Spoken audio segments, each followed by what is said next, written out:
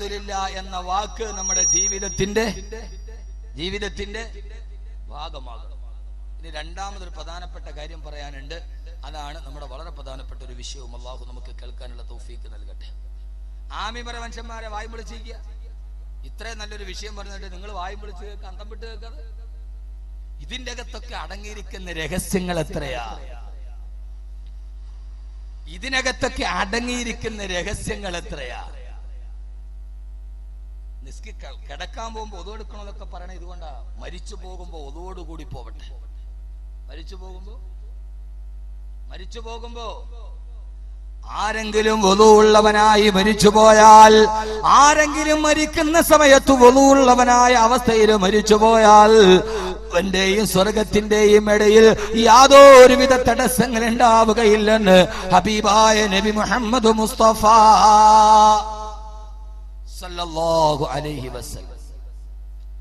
വളുവുള്ള രീതിയിൽ മരിച്ചാൽ പിന്നെ സ്വർഗത്തിൽ പോകാൻ വേറൊരു തടസ്സം ഉണ്ടാവില്ല. അള്ളാഹു നമുക്ക് തൗഫീക്ക് നൽകട്ടെ. ആമീൻ പറ. അള്ളാഹു നമുക്ക് തൗഫീക്ക് നൽകട്ടെ. മൂന്നാമത്തെ കാരണം, ഹംദ് നമ്മുടെ ജീവിതത്തിന്റെ ഒരു ഭാഗമാണ്. ഹംദ് എന്തുകൊണ്ട്? നാളെ പരലോകത്തിൽ നമ്മളെ രക്ഷിക്കാൻ കഴിയുന്ന ഏറ്റവും പ്രധാനപ്പെട്ട ഒരു വാക്ക്. ഉറക്കത്തിൽ നിന്ന് എഴുന്നേൽക്കുമ്പോൾ അൽഹംദുലില്ലാ എന്ന് പറഞ്ഞാൽ ആ വാക്കിന്റെ ഭാരം അറിയുന്നത് എപ്പോഴാ?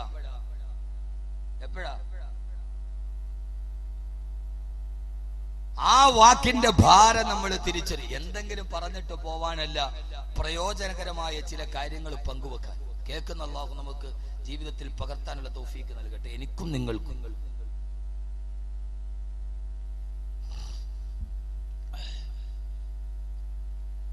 കാരണം എന്താ? ആദരവായ പ്രവാചകൻ നബി മുഹമ്മദ് മുസ്തഫ, ഉറക്കെ ഹബീബായ നബി മുഹമ്മദ് മുസ്തഫ, താജ്ദാരെ മദീന നബി മുഹമ്മദ് മുസ്തഫ സല്ലല്ലാഹു അലൈഹി വസല്ലമ ഒരു ദിവസം ആയിഷ റളിയല്ലാഹു തആല അൻഹ, അല്ലാഹുവിന്റെ റസൂൽ പള്ളിയിൽ നിസ്കാരം കഴിഞ്ഞ് തിരിച്ചു വരവേ ആയിഷ റളിയല്ലാഹു തആല അൻഹ നിസ്കാരപ്പാലിരുന്ന് പൊട്ടിക്കരയാ. ഹബീബായ നബി ചോദിച്ചു, ആയിഷ കരയുന്നതെന്തിനാ? ആ സമയത്ത് ആയിഷ റളിയല്ലാഹു അൻഹയുടെ മറുപടി, യാ റസൂലല്ലാഹ്, പരലോകമൊത്തിട്ട് കരഞ്ഞതാ നബിയേ. ഇതാണ് വീട്, ഇതാണ് പ്രതിഭാലോകത്തിന്റെ ആഖിറത്തിന്റെ കുടുംബം. ഭർത്താവ് പള്ളിയിൽ നിസ്കാരത്തിന് പോയി, വീട്ടിലിരിച്ച് നിസ്കരിക്കുന്ന ഭാര്യ പരലോകമൊത്തിട്ട് പൊട്ടിക്കരയുകയാ. എന്തിനാണ് ആയിഷ കരയുന്നത് നബിയേ? പരലോകമൊത്തിട്ട് കരഞ്ഞതാണ് നബിയേ. ആഖിറമൊത്തിട്ട് കവിൾ തടത്തിലൂടെ ഒരു തുള്ളി കണ്ണുനീര് വന്ന ആളുകൾ അവിടെ ഞാനും നിങ്ങളും അതിൽ സമന്മാരാ. എന്തിനാണ് ആയിഷ പരലോകമൊത്തത്? അല്ലാഹുവിന്റെ റസൂലേ, തിരുദൂതരേ സല്ലല്ലാഹു അലൈഹി വസല്ലം, നാളെ പരലോകത്ത് ഞാൻ വന്നു നിൽക്കുമ്പോ, ഒരു ചാൺമുകളിൽ സൂര്യൻ ഉദിച്ചു നിൽക്കുമ്പോ, ആ സമയത്ത് പരലോകത്ത് ആയിഷേകയാകുമ്പോ എന്നെ സഹായിക്കാൻ അങ്ങുണ്ടാകുമോ തിരുദൂതരേ? ചോദ്യത്തിന് മറുപടിയായി പരലോകത്തിന്റെ നായകന്റെ പ്രതിപ്രവചനം വന്നു. അല്ലാഹുവിന്റെ റസൂല് പറഞ്ഞു, ആയിഷ, നാളെ പരലോകത്ത് മൂന്ന് സ്ഥലങ്ങളിൽ ഒരാളും മറ്റൊരാളെ തിരിഞ്ഞു നോക്കില്ല ആയിഷ. വലാ തദിറു വാസിറത്തുൻ വിസ്റ ഉഖറാ വലൈസ ലിൽഇൻസാനി ഇല്ലാ മാ സആ. അന്ന് അവനവൻ പ്രവർത്തിച്ച കർമ്മങ്ങളല്ലാതെ ഒരാൾക്കും ഒരാളെ സഹായിക്കാൻ പറ്റാത്ത മൂന്നവസ്ഥകൾ പരലോകത്തുണ്ട് ആയിഷ. അതിലൊന്നാമത്തേതായിട്ട് നബി സല്ലല്ലാഹു അലൈഹി വസല്ലമ പറഞ്ഞത്, ബാക്കി രണ്ടും വിശദീകരിക്കാനുള്ള സമയം എന്റെ മുമ്പിലില്ല. ഒന്നാമതായി പറഞ്ഞത് ആയിഷ, ഈ ഭൂമിയിൽ നാം ചെയ്ത നന്മകളും തിന്മകളും അല്ലാഹു മീസാൻ എന്ന ത്രാസിൽ തൂക്കി നോക്കുന്ന സമയം, ഫമൻ യഅമൽ മിസ്ഖാല ദർറത്തിൻ خيرا يرى ومن يعمل مثقال ذرة شرا يرى. ആയിഷ, ഒരണുമണി തൂക്കം നന്മ ഈ ഭൂമിയിൽ ചെയ്തിട്ടുണ്ടെങ്കിൽ അത് മീസാൻ എന്ന ത്രാസിന്റെ ഭാഗത്തേക്ക് നിൽക്കുന്ന സമയം, മീസാൻ എന്ന ത്രാസിന്റെ ചുവട്ടിൽ ആയിഷ, അവിടെ നീ ഉണ്ടെങ്കിൽ നിന്നെ ഞാൻ നോക്കില്ല ആയിഷ, നിന്നെ ഞാൻ പരിഗണിക്കില്ല ആയിഷ എന്ന് ഹബീബായ നബി സല്ലല്ലാഹു അലൈഹി വസല്ലമ പറയവേ ആയിഷ റളിയല്ലാഹു തആല പൊട്ടിക്കരയുകയാ. ഭാര്യക്ക് ഭർത്താവിനെ വേണ്ടാത്ത, വാപ്പയ്ക്ക് മക്കളെ വേണ്ടാത്ത, ബന്ധങ്ങള് ബന്ധനങ്ങളായി മാറുന്ന ഇബ്രാഹിം നബി പൊന്നുമോൻ ഇസ്മായിലിനെ കണ്ടാൽ കാണാതെ പിന്തിരിഞ്ഞു പോകുന്ന മീസാൻ എന്ന ത്രാസില് പൊന്നുമോനെ ഏറ്റവും വലിയ ഭാരം കിട്ടുന്ന അമലേടാ, ഏറ്റവും ഭാരം കിട്ടുന്ന അമലേടാണ്.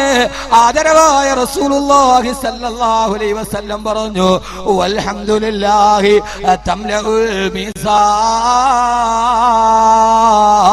പരമാവധി അൽഹംദുലില്ലാഹ് പറഞ്ഞു, അത് മീസാൻ എന്ന ത്രാസില് ഏറ്റവും ഭാരമുള്ള വാക്കാണെന്ന് ഹബീബായ നബി മുഹമ്മദ് മുസ്തഫ. മീസാൻ എന്ന ത്രാസിലെ ഏറ്റവും ഭാരമുള്ള വാക്കാണ് അൽഹംദുലില്ലാഹ് തംലഉൽ മീസാൻ. ബഹുമാനപ്പെട്ട ശൈഖുൽ അംബിയാ നൂഹ് നബി അലൈഹി സ്വലാത്തു വസ്സലാം പറഞ്ഞില്ലേ, വഖാലുൽ ഹംദുലില്ലാഹില്ലദീ നജാനാ മിനൽ ഖൗമിൽ ളാലിമീൻ. ഇതൊന്നും വാക്കവിയുടെ വാക്കല്ല, അല്ലാഹുവിന്റെ ഖുർആന്റെ ആയത്താണ്. നൂഹ് നബി പറഞ്ഞില്ലേ, അല്ലാഹുവേ അൽഹംദുലില്ലാഹ്, ഈ അവിശ്വാസികളിൽ നിന്ന് നീ എന്നെ രക്ഷിച്ചല്ലോ അല്ലാ.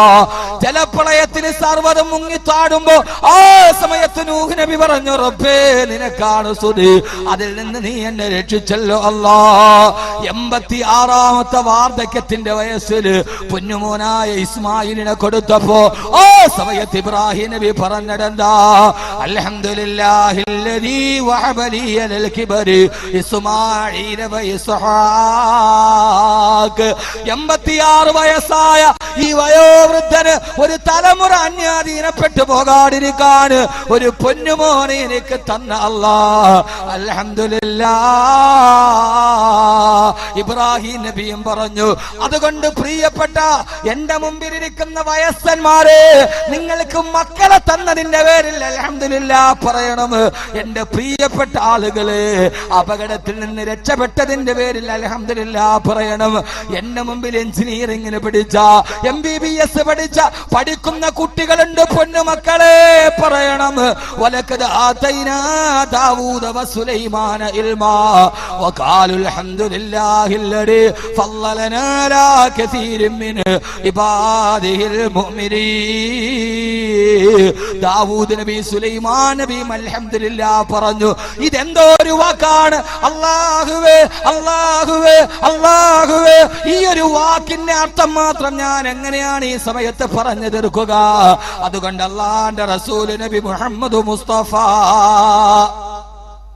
ഹബീബായ നബി മുഹമ്മദ് മുസ്തഫ, ഹബീബായ നബി മുഹമ്മദ് മുസ്തഫ സല്ലല്ലാഹു അലൈഹി വസല്ലമ ഏത് സമയത്തും പറഞ്ഞില്ലേ, വാഹനത്തിൽ കയറിയാ പറയണ സുബ്ഹാനല്ലദീ സഖറ ലനാ ഹാദാ വമാ കുന്നാ ലഹു മുഖ്രിനീൻ എന്ന് പറഞ്ഞിട്ട് 3 പ്രാവശ്യം അൽഹംദുലില്ലാഹ് അൽഹംദുലില്ലാഹ് അൽഹംദുലില്ലാഹ്. മലമൂത്ര വിസർജനത്തിന് പോയാൽ പറയണം അൽഹംദുലില്ലാഹില്ലദീ അദ്ഹബ അന്നിയല്ലദാ വഅഫാനി. ഒരു ഗ്ലാസ് വെള്ളം കുടിച്ചു കഴിഞ്ഞാ പറയണം അൽഹംദുലില്ലാഹില്ലദീ ജഅലൽ മാഅ തഹൂറാ. അൽഹംദുലില്ലാഹ് അൽഹംദുലില്ലാഹ് അൽഹംദുലില്ലാഹ്. എന്തിനേറെ സഹോദരങ്ങളെ, ഒരു രോഗിയെ കണ്ടാൽ ആ സമയത്തും പറയണം അൽഹംദുലില്ലാഹില്ലദീ ആഫാനി മിമ്മബ്തലാക ബിഹി. ഒരു ക്യാൻസർ രോഗിയെ കണ്ടാ, ഏതെങ്കിലും ഒരു രോഗമുള്ള മനുഷ്യനെ കണ്ടാ ഇത് പറഞ്ഞിട്ടുണ്ട് ബഹുമാനപ്പെട്ട ശൈഖുൽ അംബിയാ നൂഹ് നബി അലൈഹിസ്സലാത്തു വസ്സലാം പറഞ്ഞില്ലേ, വഖാലുൽ ഹംദുലില്ലാഹില്ലദീ നജാനാ മിനൽ ഖൗമിൽ ളാലിമീൻ. ഇതൊന്നും വാക്കവിയുടെ വാക്കല്ല, അല്ലാഹുവിന്റെ ഖുർആന്റെ ആയത്താണ്. നൂഹ് നബി പറഞ്ഞില്ലേ, അല്ലാഹുവേ അൽഹംദുലില്ലാഹ്, ഈ അവിശ്വാസികളിൽ നിന്ന് നീ എന്നെ രക്ഷിച്ചല്ലോ അല്ലാ. ജലപ്രളയത്തിന് സർവ്വതും മുങ്ങിത്താടുമ്പോ ആ സമയത്ത് നൂഹ് നബി പറഞ്ഞു, റബ്ബേ നിനക്കാണ് സ്തുതി, അതിൽ നിന്ന് നീ എന്നെ രക്ഷിച്ചല്ലോ അല്ലാ. 86ാമത്തെ വാർദ്ധക്യത്തിന്റെ വയസ്സിൽ പൊന്നുമോനായ ഇസ്മായിലിനെ കൊടുത്തപ്പോ ആ സമയത്ത് ഇബ്രാഹിം നബി പറഞ്ഞതെന്താ, അൽഹംദുലില്ലാഹില്ലദീ വഹബലി അലൽ കിബരി ഇസ്മാഈല വ ഇസ്ഹാഖ്.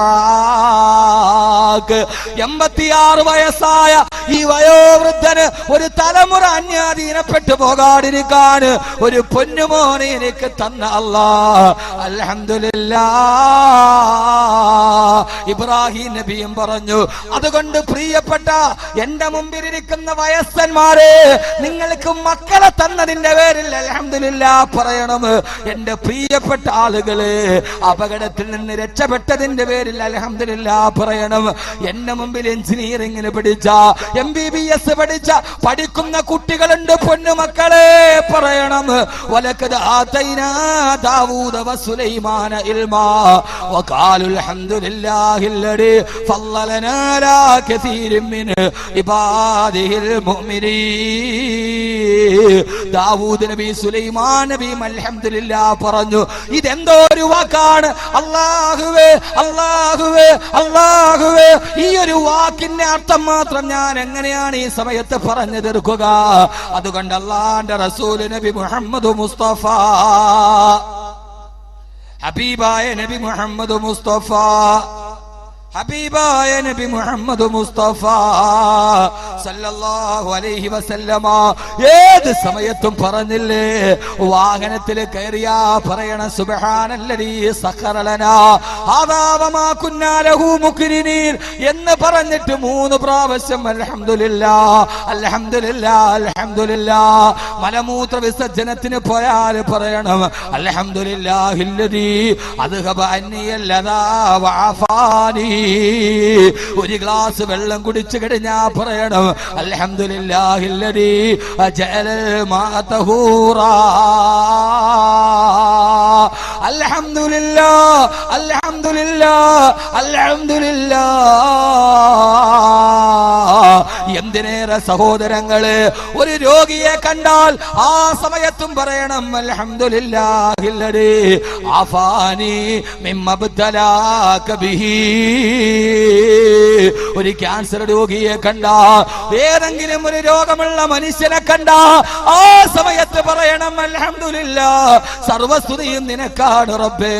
എന്താണ് കാരണം? മിമ്മബ്തലാക ബിഹി, നിന്റെ ഈ അടിമക്ക് കൊടുത്ത രോഗം നീ എനിക്ക് നൽകിയില്ലല്ലോ അല്ലാഹ്.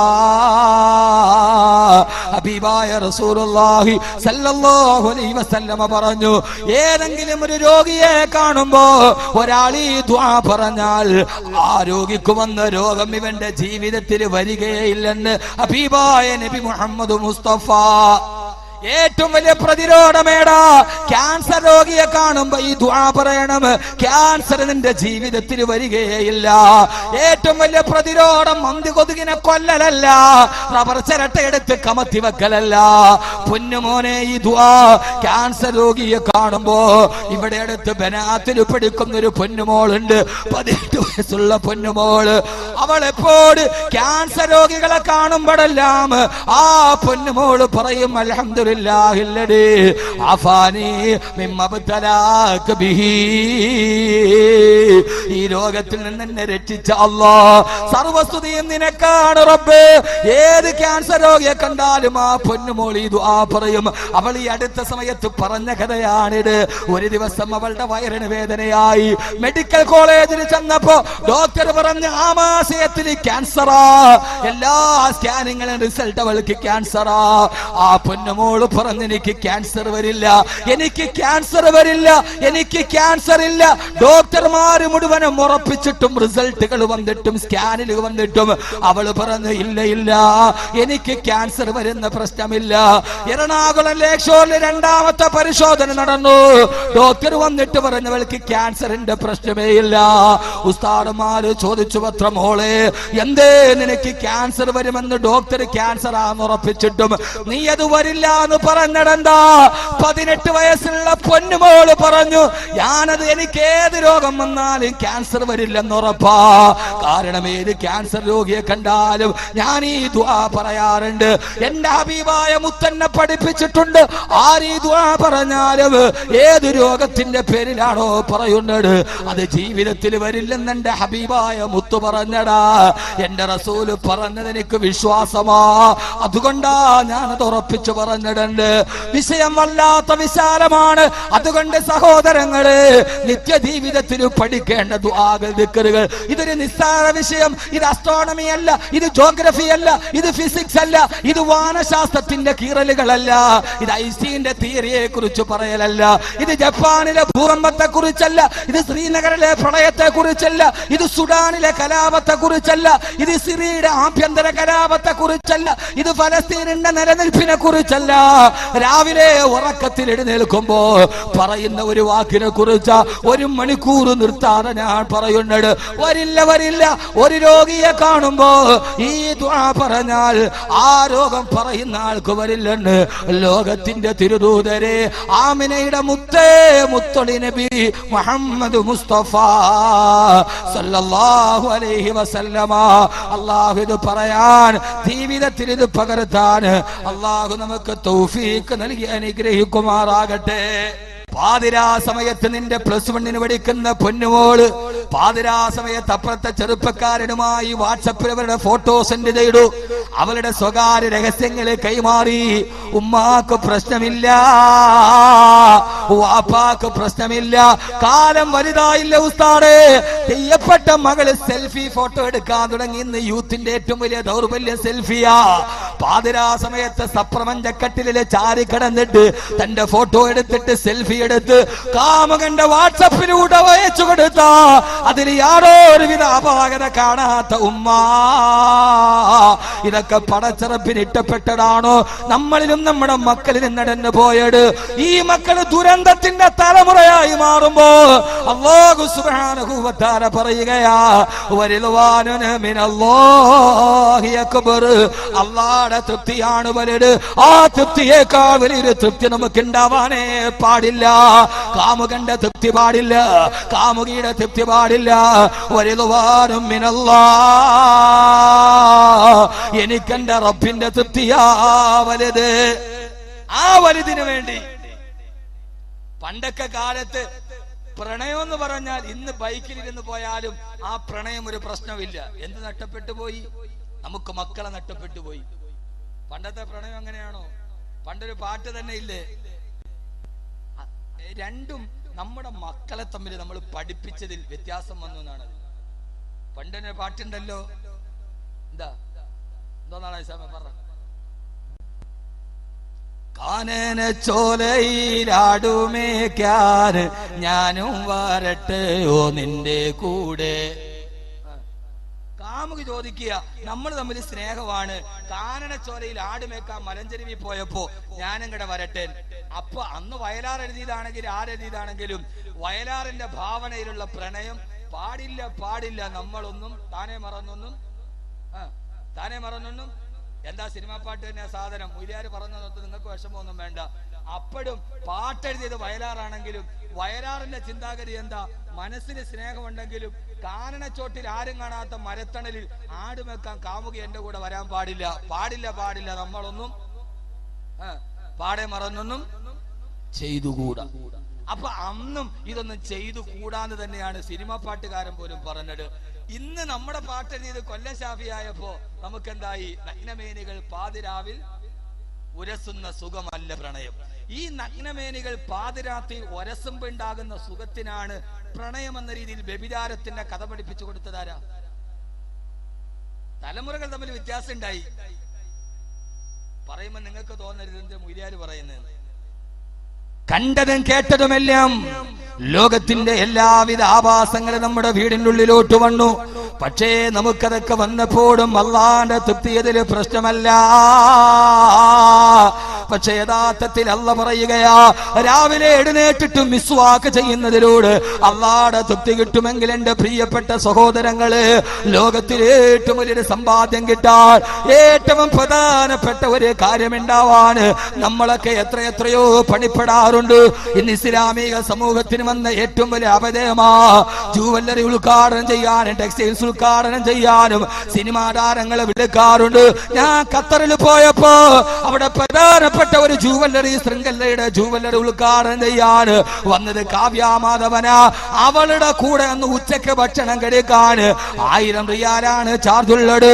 ഏറ്റവും വലുതായി കാവ്യാമാധവൻ എന്ന് പറയുന്ന 6 മാസക്കാലം ഒരു ഭർത്താവിന്റെ കിടപ്പറയിൽ അടങ്ങി കിടക്കാത്ത പെണ്ണിന്റെ കൂടെ ഒരു പ്രാവശ്യം ഒന്നിരുന്ന് ഭക്ഷണം കഴിക്കാൻ 1000 റിയാല് ചെലവെടുക്കാൻ നമുക്ക് കഴിയുന്നെങ്കിൽ എന്തുകൊണ്ടാ? അത് നമ്മുടെ ജീവിതത്തിന്റെ ഏറ്റവും വലിയ അഭിലാഷമാ. എന്താ അഭിലാഷം? കാവ്യാമാധവന്റെ കൂടെ ഇന്ന് മുഴുവൻ മുസ്ലിം ഹാജിയാക്കന്മാരും ജുവല്ലറി ഉദ്ഘാടനം ചെയ്യാൻ കാവ്യാമാധവൻ ആ ജുവല്ലറിയുടെ ഫ്രണ്ടിൽ ഒരു റിബൺ വലിച്ചു കെട്ടും. ഈ പെണ്ണ് അവള് തന്നെ സ്വന്തം ഭർത്താവിന്റെ കൂടെ 6 മാസം അടങ്ങി കിടന്നിട്ടില്ല, വേറൊരുത്തിയുടെ ജീവിതം തകർക്കുകയും ചെയ്തു. എന്നിട്ട് തന്നെ അവിടെ വിടട്ടെ, അത് വിടട്ടെ, ഒന്നില്ലെന്ന് മാത്രമല്ല വേറൊന്നിനെ എത്തിങ്ങാനെ ആക്കുകയും ചെയ്തു. ഇതൊക്കെ ഉള്ളപ്പോഴും ആ പെണ്ണിനെ കൊണ്ടുപോയി ജുവല്ലറിയുടെ മുമ്പിൽ റിബൺ വലിച്ചു കെട്ടി. അവള് വന്നിട്ട് കത്രിക വെച്ചിട്ട് അതൊന്ന് മുറിക്കാൻ എത്ര ചാർജ്?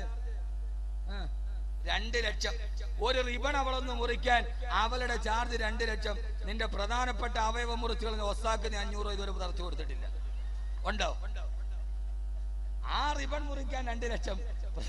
അത്രയും കഷ്ടപ്പെട്ട് പ്രധാനപ്പെട്ട സാധനം മുറിച്ച ഒസാക്ക് 500 കൊടുക്കാൻ നമുക്ക് ഇപ്പോഴും വിഷമോ? കാരണം എന്താ? ഏറ്റവും വലുതായിട്ട് ചെറുപ്പക്കാരാ, നീ കാണുന്നത് ഒരു പെണ്ണിന്റെ കൂടെയുള്ള ഒരു നേരത്തെ ഭക്ഷണമാണെങ്കിൽ അള്ളാഹുവിന്റെ തൃപ്തിക്ക് വേണ്ടി സഹാബത്ത് ചെയ്ത ജോലി എന്താണെന്നറിയോ? അവര് മിസ്വാക്ക് ചെയ്തിട്ട് മാത്രമല്ല,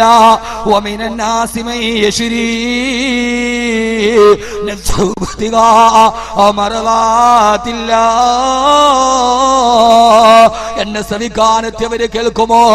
അള്ളാഹുവിന്റെ തൃപ്തി കരസ്ഥമാക്കാൻ അതേ ഏറ്റവും വലിയ സൗഭാഗ്യമാണെന്ന് മനസ്സിലാക്കിയപ്പോ സഹാബാത്തുകൾ ചെയ്ത മറുപടി എന്താ? പടച്ചിറപ്പിന്റെ തൃപ്തി കേട്ടാൻ അവര് കൊടുത്തത് എന്തെന്നറിയോ? ഒമിനാസി ചില ജനങ്ങളുണ്ട്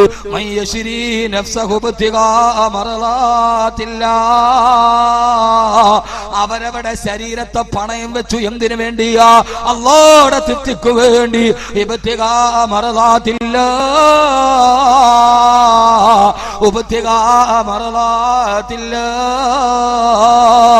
അല്ലാഹുവിന്റെ തൃപ്തിക്ക് വേണ്ടി സ്വന്തം ശരീരത്തെ പോലെ സഹാബത്ത് കൊടുത്തെങ്കിൽ ഒരു മിസ്വാക്ക് ചെയ്താൽ റബ്ബിന്റെ തൃപ്തി കിട്ടുമെങ്കിൽ എന്തേ ചെറുപ്പക്കാരാ നമുക്ക് കഴിയുന്നില്ല? സഹാബത്ത് മുഴുവനും അവരുടെ ശരീരത്തെ കൊടുത്തതെന്തിനാ? ഉഹദിന്റെ രണാങ്കണത്തിൽ ഹംദത്തുൽ ഖറാറിന്റെ കൈ മുറിക്കപ്പെട്ടതെന്തിനാ? കാല് മുറിക്കപ്പെട്ടതെന്തിനാ? കുടൽമാല വെളിയിലോട്ട് ചാടിയതെന്തിനാ? അമ്മിൽ മുസ്തഫ ഉഹദിന്റെ രണാങ്കണത്തിൽ തന്റെ പ്രിയപ്പെട്ട കൊച്ചാപ്പയുടെ നെഞ്ചി പിളർന്നു മാറിയിട്ട് കരളി ചവച്ചു തുപ്പി കിടക്കുന്നത് കണ്ടപ്പോ അള്ളാന്റെ റസൂല് പോലും പൊട്ടിക്കരഞ്ഞു പോയെങ്കിൽ വഹിഷി നെഞ്ചത്ത് കയറി ഇരുന്നിട്ട് കൈ വെട്ടിയെടുക്കുമ്പോ, കാല് വെട്ടിയെടുക്കുമ്പോ, നെഞ്ച് പിളർന്നിട്ട് കരളി ചവച്ചു തുപ്പുമ്പോ ഹംസാ റളിയല്ലാഹു അൻഹു പറഞ്ഞിട്ടുണ്ട്, അല്ലാ നാളെ പരലോകത്ത് നിന്റെ മുമ്പിൽ ഹംസ വരുമ്പോ ആ സമയത്ത് നിന്റെ വിശാലമായ സ്വർഗം ചൂണ്ടിക്കാണിച്ചിട്ട് നിനക്ക് സ്വർഗം വേണോ ഹംസ? വേണം റബ്ബ്. വേണോ ഹംസ? വേണം റബ്ബ്. എന്റെ സ്വർഗത്തിന് പകരമായിട്ട് നിന്റെ കയ്യിൽ എന്തുണ്ട് ഹംസ? എന്റെ തൃപ്തിയില്ലാത്തവർക്ക് സ്വർഗമില്ല ഹംസ. ആ സമയത്ത് അല്ലാഹുവേ, ഉഹദിന്റെ രണാങ്കണത്തിൽ വെട്ടിമുറിക്കപ്പെട്ട എന്റെ കൈകാലുകൾക്ക് പകരമായി, എന്റെ ഈ ചെതിർത്തരിച്ച കരളിന്റെ കശനത്തിന് പകരമായി, എന്റെ ചിതറപ്പെട്ട രക്തത്തുള്ളികൾക്ക് പകരമായി എന്റെ സ്വർഗം നീ നിന്റെ നിന്റെ സ്വർഗം നീ എനിക്ക് നൽകണേ അല്ലാ എന്ന് ഹംസക്ക് പറയാനാ. ഹംസ കൈകാലുകൾ വെട്ടിമുറിക്കപ്പെട്ടത് പൊന്നുമോനെ അല്ലാഹുവിന്റെ തൃപ്തിക്ക് വേണ്ടി ശരീരത്തെ അവർ കൊടുത്തപ്പോ ഉഹദ് രണാങ്കണത്തിൽ ഒരു സഹാബി പറയുന്നുണ്ട്, ഒരു സഹാബിയായ ചെറുപ്പക്കാരനായ സഹാബി, അദ്ദേഹം ദിവസങ്ങളായിട്ട് പട്ടിണിയില. ആരോ കൊണ്ടുപോയിട്ട് ഒരു ഈത്തപ്പഴം കയ്യിൽ കൊടുത്തു. ആ ഈത്തപ്പഴം എടുത്തിട്ട് വിശപ്പടക്കാൻ കുറെ ദിവസങ്ങളായി പട്ടിണി കിടന്ന് വിശക്കുമ്പോ ആ സമയത്തൊന്ന് വിശപ്പടക്കാൻ ഈത്തപ്പഴം വായിലോട്ട് വെക്കുമ്പോഴാണ് ആ സമയത്ത് അല്ലാഹുവിന്റെ റസൂലിന്റെ പ്രഖ്യാപനം വന്നത്, വസാരിഊ ഇലാ മഗ്ഫിറത്തിൻ മിർ റബ്ബികും വജന്ന. അല്ലാഹുവിന്റെ ആകാശഭൂമികളെക്കാൾ വിശാലമായ സ്വർഗത്തിലേക്ക് ഓടി വരിക. അല്ലാഹുവിന്റെ റസൂൽ ഈ ആയത്ത് പറയുമ്പോ സ്വർഗത്തിലേക്ക് ഓടി വരാൻ വരുമ്പോ പടച്ചറപ്പിന്റെ തൃപ്തി വിട്ടുന്ന കാര്യമല്ലേ.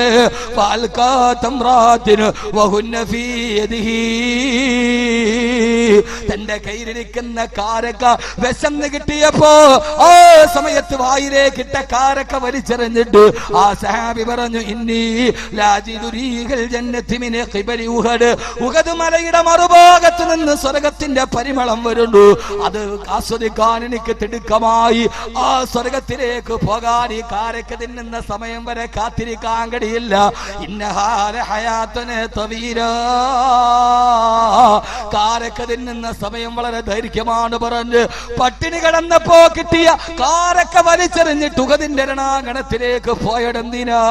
വമിനന്നാസി മൻ യശ്രി നഫ്സഹു ബിത്തിഗാ മർളാത്തില്ലാ. പടച്ചറപ്പിന്റെ തൃപ്തിക്ക് വേണ്ടിയാണെങ്കിൽ വരിളുവാനും മിനല്ലാഹി അക്ബർ, അല്ലാഹുവിന്റെ തൃപ്തിയാണ് വലുതായി കരുതുന്നതെങ്കിൽ എന്റെ പ്രിയപ്പെട്ട മുസ്ലിം ചെറുപ്പക്കാരാ, പോരേടത്ത് താമസിക്കുന്ന യൗവനത്തിന്റെ കരുത്തുറ്റ പ്രതീകമായ ചെറുപ്പക്കാരാ, എന്തേ പടച്ചറപ്പിന്റെ തൃപ്തി നിനക്ക് ഇഷ്ടമല്ല?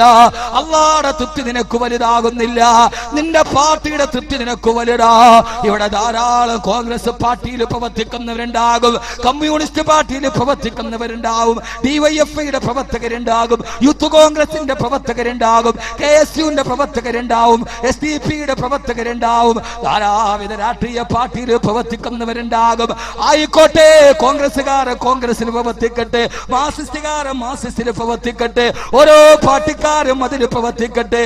പക്ഷേ പോരേടത്ത് പടച്ചറപ്പിനിഷ്ടമുള്ളൊരു കാര്യം വന്ന് അല്ലാഹുവിന്റെ ദീനിന്റെ കാര്യം വന്ന് അല്ലാഹുവിന്റെ ദീനിന്റെ കാര്യം വരുമ്പോ പോരേടത്തെ പ്രിയപ്പെട്ട കർമ്മോത്സകരായ പൊന്നു ചെറുപ്പക്കാരാ, അവിടെ ഏറ്റവും വലുത് കോൺഗ്രസ് അല്ല, അവിടെ ഏറ്റവും വലിയ മാർക്സിസ്റ്റ് പാർട്ടിയല്ല, അവിടെ ഏറ്റവും വലിയ നമ്മൾ സിന്ദാബാദ് വിളിച്ച പാർട്ടിയല്ല. അല്ലാഹുവിന്റെ കാര്യം വരുമ്പോ വരിളുവാനും മിനല്ലാഹ്, പടച്ചറപ്പിന്റെ തൃപ്തിയാവലത്. അതിന് കോൺഗ്രസിന്റെ വ്യത്യാസമില്ല, മാർക്സിസ്റ്റിന്റെ വ്യത്യാസമില്ല. അതിന് പ്രവർത്തിക്കുന്നവർ അവരതിൽ തന്നെ പ്രവർത്തിക്കട്ടെ. പക്ഷെ അല്ലാഹുവിന്റെ കാര്യം വരുമ്പോ, ദീനിന്റെ കാര്യം വരുമ്പോ, മഹലിന്റെ കാര്യം വരുമ്പോ, പള്ളിയുടെ കാര്യം വരുമ്പോ ഏറ്റവും വലുതേടാ വരിളുവാനും മിനല്ലാഹി അക്ബർ. അല്ലാഹുവിന്റെ തൃപ്തിയാണ് വലുത്. ആ തൃപ്തി അല്ലാഹു നൽകി അനുഗ്രഹിക്കുമാറാകട്ടെ. ആ തൃപ്തി അല്ലാഹു നൽകി അനുഗ്രഹിക്കുമാറാകട്ടെ. ഉറക്കപ്പറ. നിങ്ങൾക്കൊരു വിഷമവും തോന്നണ്ട. കോൺഗ്രസ്സുകാരൻ കോൺഗ്രസിൽ പ്രവർത്തിക്കട്ടെ, മാർക്സിസ്റ്റുകാരൻ മാർക്സിസ്റ്റിൽ പ്രവർത്തിക്കട്ടെ. പക്ഷെ അല്ലാഹുവിന്റെ ദീനിന്റെ കാര്യം വരുമ്പോ അതിൽ അല്ലാഹുവിന്റെ തൃപ്തി വലുതാകട്ടെ. ഞാൻ വിഷയത്തിന്റെ വൈപുല്യം കൊണ്ട് ഒരു നാട്ടുവർത്താനം പോലും പറയാതെ പെട്ടെന്ന് വിഷയം പറഞ്ഞു പോവാണ്. ഹബീബായ നബി മുഹമ്മദ് മുസ്തഫ, ഹബീബായ നബി മുഹമ്മദ് മുസ്തഫ സല്ലല്ലാഹു അലൈഹി വസല്ലമ പറയുകയാണ്, മൻ ഹഫിള സുന്നതി, ആരെങ്കിലും ഈ കാലഘട്ടത്തിൽ എന്റെ ഒരു സുന്നത്ത് നിലനിർത്തിയാൽ അക്രമഹുല്ലാഹു ബി അർബഇ ഖിസാൽ, 4 കാര്യങ്ങൾ കൊണ്ട് അല്ലാഹു അവനെ ബഹുമാനിക്കുമെന്ന്, അവളെ ബഹുമാനിക്കുമെന്ന് അല്ലാഹുവിന്റെ റസൂലിന്റെ ഒരു സുന്നത്തി ശപിക്കപ്പെട്ട കാലഘട്ടത്തിൽ ആരെങ്കിലും നിലനിർത്തിയാൽ 4 കാര്യങ്ങൾ കൊണ്ട് അല്ലാഹുവിനെ ദുനിയാവിൽ തന്നെ ബഹുമാനിക്കുമെന്ന് ഹബീബായ നബി മുഹമ്മദ് മുസ്തഫ. ഉറക്കപ്പറ, ഉറക്കപ്പറ. ഹബീബായ നബി മുഹമ്മദ് മുസ്തഫ സല്ലല്ലാഹു അലൈഹി വസല്ലം അല്ലാഹുവിന്റെ റസൂലിന്റെ സുന്നത്തല്ലയോ? ആ സുന്നത്തുള്ളവനല്ലയോ നാളെ മഹ്ശറയുടെ ശഫാഅത്ത് കിട്ടുക? അവനല്ലയോ വസീലയുടെ നായകനെ കിട്ടുക? അവനല്ലയോ അല്ലാഹുവിന്റെ റസൂലിനെ കിട്ടുക? പൊന്നുമോനെ, മമ്മൂട്ടിക്ക് വേണ്ടി, മോഹൻലാലിന് വേണ്ടി ഫാൻസ് അസോസിയേഷൻ ഉണ്ടാക്കുന്നതിന് വേണ്ടി പ്രവർത്തിക്കുന്ന ചെറുപ്പക്കാരാ, അവർക്ക് വേണ്ടി നീ എത്ര സ്നേഹിച്ചാലും, അവരുടെ നാമം നീ 1000 വട്ടം പറഞ്ഞാലും, അവരുടെ സിനിമ കാണാൻ നീ ആദ്യം തിയേറ്ററിൽ കയറിയാലും, മമ്മൂട്ടി പോകുന്ന വാഹനത്തിന്റെ പുറകെ ഒരു ഫാൻസുകാരൻ പോയപ്പോ അവന് മമ്മൂട്ടിയെ കാണാനിട്ടവാ തൊടാൻ വല്ലാത്ത കൊതിയാ. വാഹനം നിർത്തിയിട്ട് തന്നെ ഒന്ന് തൊടാൻ വരുന്നവനെ മമ്മൂട്ടി വലത് കൈ കൊണ്ട് അടിച്ചോടിച്ചെങ്കിൽ, പൊന്നുമോനെ, മമ്മൂട്ടിക്ക് വേണ്ടി സിംബാവാതെ വിളിക്കുന്നവനെ ദുനിയാവിലൊന്ന് തൊടാൻ പോയപ്പോ മമ്മൂട്ടി കരണത്തടിച്ചെങ്കിൽ, സ്റ്റേജ് ഷോയിൽ പങ്കെടുക്കുന്ന മോഹൻലാലിന്റെ കയ്യിൽ തൊടാൻ പോയ ഫാൻസുകാരനെ മോഹൻലാല് വലിച്ചു തൂക്കിയെറിഞ്ഞെങ്കിൽ, ഈ ഭൗതിക ദൈവങ്ങളെ നിന്നെ വലിച്ചെറിയുമ്പോ അല്ലാഹുവിന്റെ റസൂലിന്റെ ഒരു സുന്നത്ത് നീ ജീവിതത്തിൽ ഹയാത്താക്കിയോ? ആരാരുമില്ലാത്ത പരലോകത്ത് നീ ഇങ്ങനെ നിൽക്കുമ്പോ ആ സമയത്ത് അശ്ശഫാഅത ഹബിലനാ ഫിൽ ഖിയാമത്തി മുശ്ഫിഖാ വഅഹ്ലനാ ഇനല്ലാഹ സയ്യിദി ഖൈറൻ നബി. ആ സമയത്ത് തന്നെ കെട്ടിപ്പിടിച്ചുകൊണ്ട് നിങ്ങൾ ഏത് സമയത്ത് വന്നാലും ഹൗദ് കൗസറിന്റെ ഓരത്ത് ഞാൻ ഉണ്ടാകുമെന്ന്, ഏത് സമയത്തും നമ്മളെ കാത്തുനിൽക്കുന്ന ഹബീബായ നബി മുഹമ്മദ് മുസ്തഫ സല്ലല്ലാഹു അലൈഹി വസല്ലമയെ സ്നേഹിച്ചുകൂടെയോ? അല്ലാഹുവിന്റെ റസൂലിനെ ആദരിച്ചുകൂടെയോ? ഉഖ്ബാ തെരീ ഗലീമേ യൗഖറാ തെരീ ഗലീമേ, മദീനയുടെ നായകനെ, ആഖിറത്തിന്റെ പിടിവള്ളിയെ, ശഫാഅത്തിന്റെ നായകനെ, വസീലയുടെ ഉടമസ്ഥനെ, ആമിനയുടെ മുത്തുമോനെ, ഫാത്തിമയുടെ പ്രിയപ്പെട്ട ഉപ്പയെ, ലോകത്തിന്റെ തിരുദൂതരെ, ഉജാല ജിസ്കാ ദോദഹാ മേ വോ മേരി ആഖാ की रोशनी है, उनकी कदमों की बरकतों से ये जिंदगी आज जिंदगी है. എന്റെ പ്രവാചകനില്ലായിരുന്നെങ്കിൽ ഈ ജീവിതം ഒരു ജീവിതമാകുമായിരുന്നുവോ? മദീനയില്ലാത്ത ലോകം എന്ത് ലോകമാണ്? പാരീസിനെന്ത് സൗന്ദര്യം, വെനീസിനെന്ത് സൗന്ദര്യം, ലോസ് ആഞ്ചലസിനെന്ത് മാടകത്വം. ഈ ലോകത്തിന്റെ സൗന്ദര്യം മദീനയാണ്, പച്ചക്കുപ്പയാണ്. പച്ചക്കുപ്പയില്ലാത്ത ലോകത്തിനെന്ത് ശോഭ, പച്ചക്കുപ്പയില്ലാത്ത ലോകത്തിനെന്ത് സൗന്ദര്യം. ഈ അഖില ലോക ബ്രഹ്മാണ്ഡ ഘടാകത്തിന്റെ സൗന്ദര്യം പച്ചക്കുപ്പയുടെ കീഴിൽ കിടക്കുന്ന എന്റെ മുത്താണ്, എന്റെ ഹബീബാണ്, എന്റെ റസൂലാണ്, എന്റെ ജീവിതത്തിന്റെ അകമ്പൊരുളാണ്, എന്റെ ആദർശത്തിന്റെ സത്താണ്.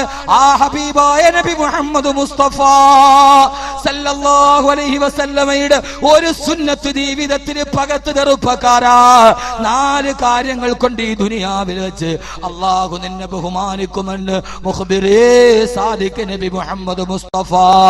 ആ 4 കാര്യങ്ങൾ ജീവിതത്തിൽ പറയുമ്പോ ഈ വിഷയം സലാത്തോടെ അവസാനിക്കുകയാണ്. ഒന്നാമത്തെ ഏടെന്നറിയോ? അത് ആർക്കും പണം കൊടുത്താൽ കിട്ടില്ല, 1000 വാരി എറിഞ്ഞാൽ കിട്ടില്ല, ഒരു അധികാരത്തിന് നൽകാൻ കഴിയില്ല. അൽ മഹബ്ബത്ത് ഫീ ഖുലൂബിൽ ബററ.